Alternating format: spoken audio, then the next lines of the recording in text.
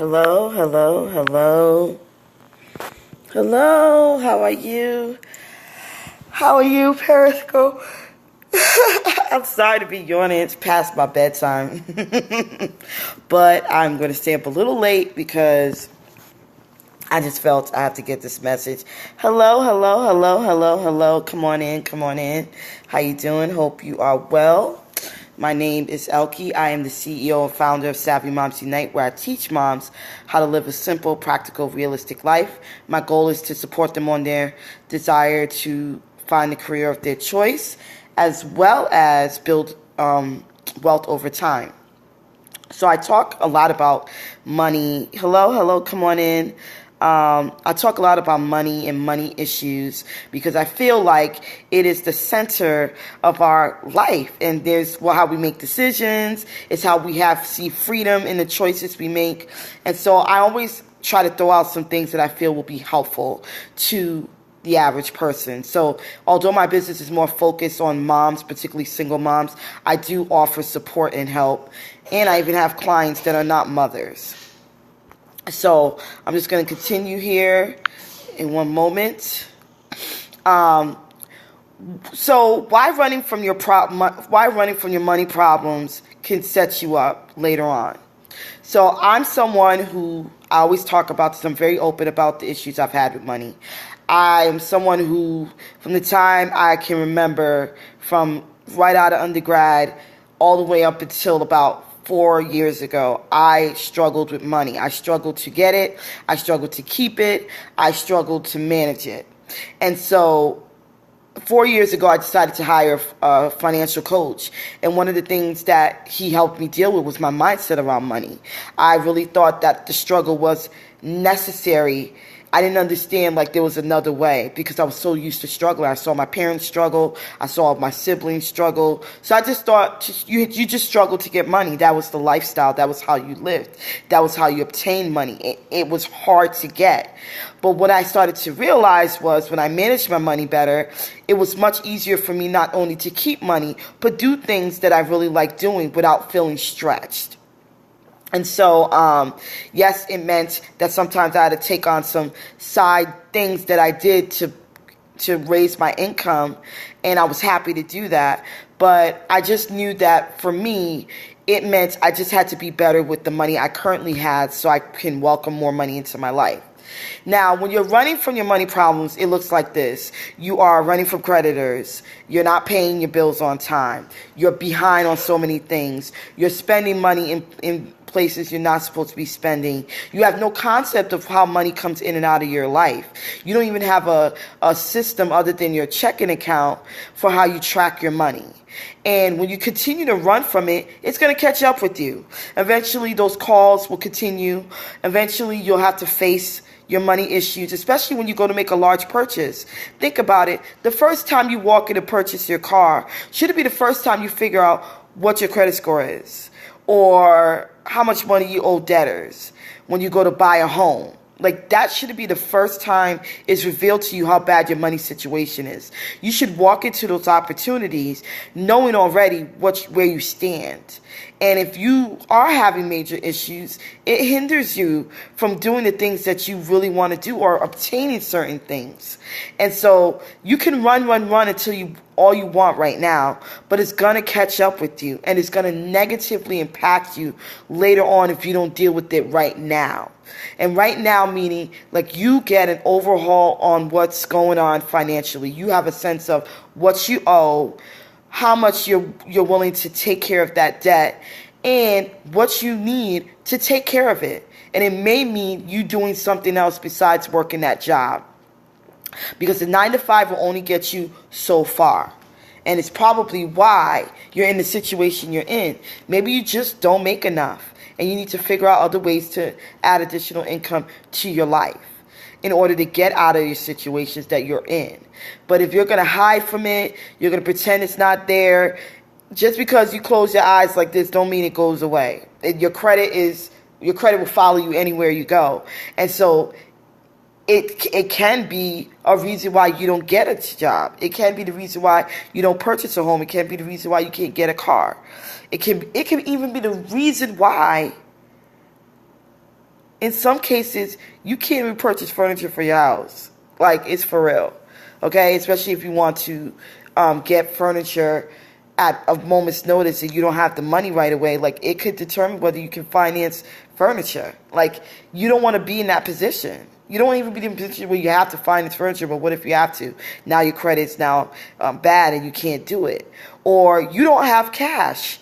Your cash flow is so low, you're in desperate situations all the time. You don't want to be that.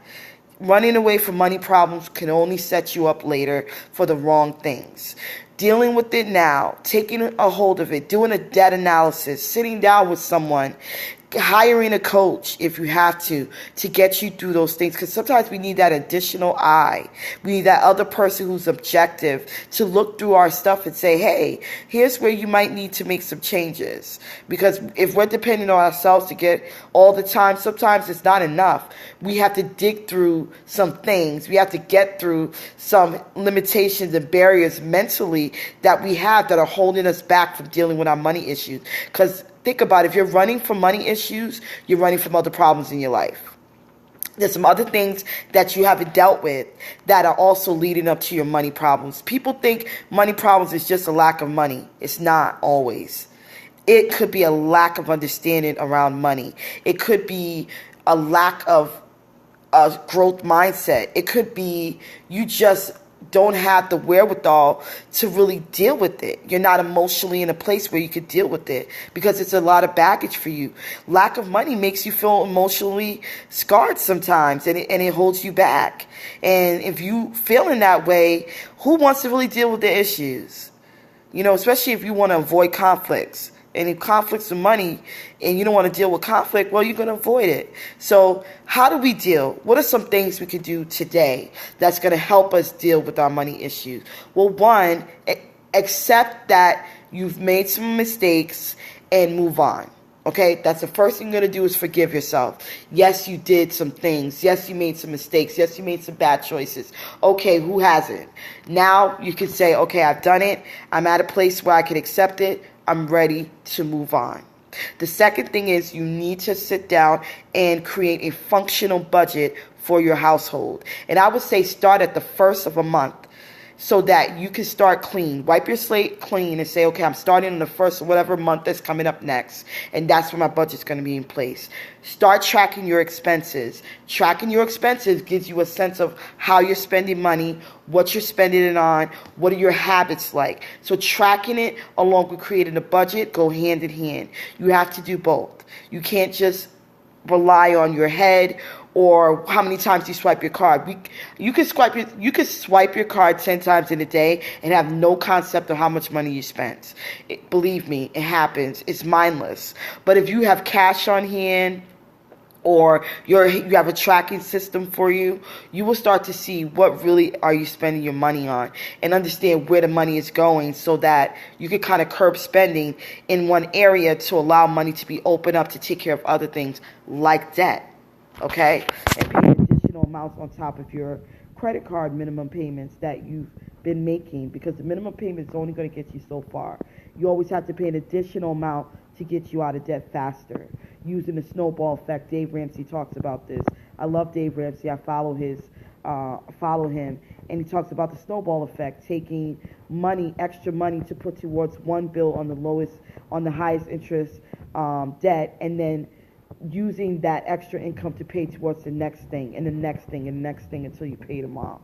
So, and all the while paying the minimum. Hey, Sammy, how you doing? I know I'm on so late, girl. So late.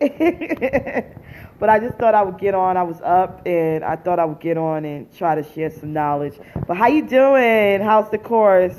Please follow Sammy, Sunny Side Up Life. She's great. She also is a financial guru. She has awesome information, and she's in the midst of creating a course. So looking forward to the course and its release. But I was just for a recap, I'm talking about how running away from your money problems can really set you up in a negative way. Awesome. I'm so happy. I can't wait to see the finished product. Keep up the good work. but your constant running, just like you run from any other problems, will only negatively impact you later on. So having to deal with it now, making the effort, putting the plan in place, tracking your expenses, creating that functional budget that fits your lifestyle, making sure that you're addressing your debt, making a plan for addressing it, and making payments other than minimum payments each month will help you to get that debt down, so you start to feel a sense of accomplishment. Because what overwhelms us when it comes to debt? You feel like, oh my God, it's so much, I can never pay it off. What you have to do is you have to work with the small debt first and work your way up. So pay off those small credit cards. Maybe you have a $200 credit card that you can pay off in 2 months.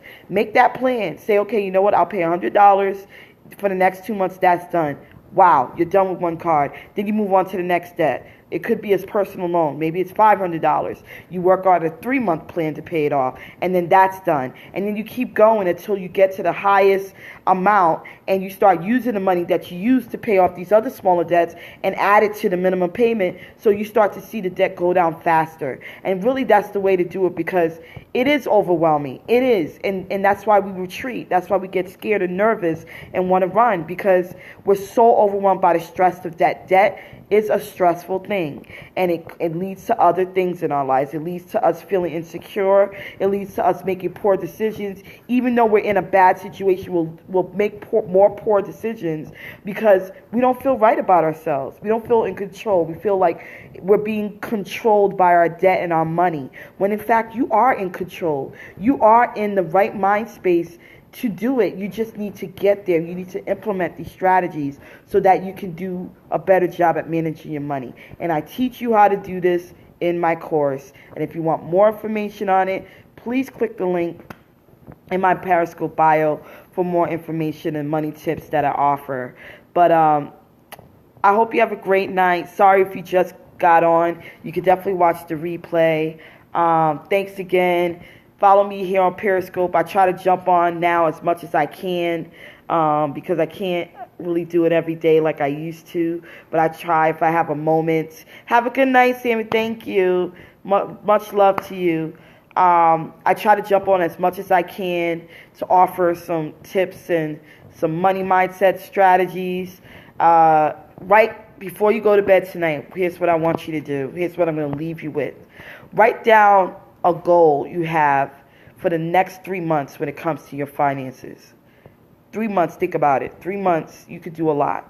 What is a goal that you could accomplish in 3 months? Write it down tonight before you go to bed. And then when you wake up in the morning, start creating steps for it. Because you're probably not in the mindset to create the steps right now. You're just like so overwhelmed. But write down a money goal.